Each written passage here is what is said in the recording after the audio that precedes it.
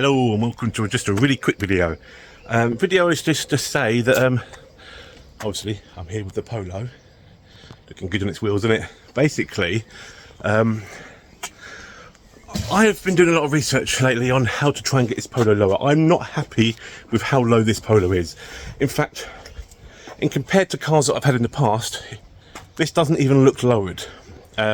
And I've figured out that I need coilovers because they're built differently. Well, obviously they're built differently, but they have a certain, what do you call it, arm for the steering is welded on lower. So I'm going to have to get coilovers, do a chassis notch.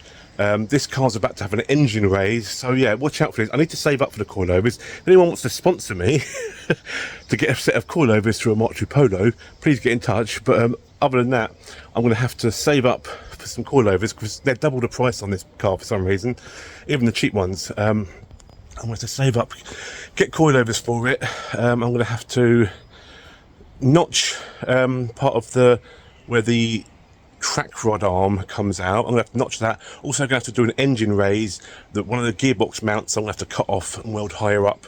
So yeah, I'm about to try and get this car as low as I could possibly get it, static, right? That's the plan, on these wheels tucked. Whoop, these wheels here tucked right up in the air.